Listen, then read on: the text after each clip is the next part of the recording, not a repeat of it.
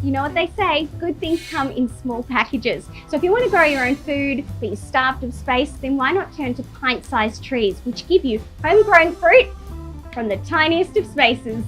There's a whole fruit salad of varieties to choose from, but the real stars are the pint-sized trees that still produce a full-size crop of fruit, like this Pixie Peach, which grows to just 1.5 meters tall, but produces a bountiful crop of yellow flesh peaches. Or you might like to grow Pixie's sister, Nectar Z, which is equally petite and bears big nectarines that are bursting with flavour. The miniature pear Pivert is also super cute.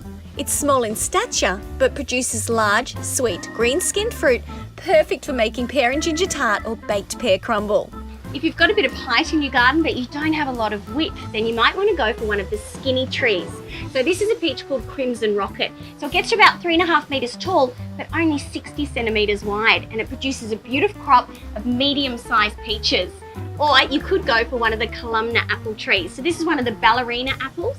Again, they've got a lovely columnar growth habit, and you can see, look at all these apples growing on spurs quite close to the main trunk. So it's got a nice narrow form, which makes it perfect for smaller gardens or for growing in containers. And every backyard, big or small, should have a citrus tree.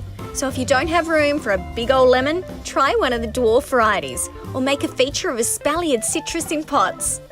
To get the best out of your pint-sized trees, choose a sunny spot and then make a feature of them in big decorative pots. Now the key to healthy growth and a bountiful crop is to liquid feed every 2 weeks. So get your hands on the purple bottle of Power Feed. It's for flowers, fruit and citrus, so it's designed for a bumper crop.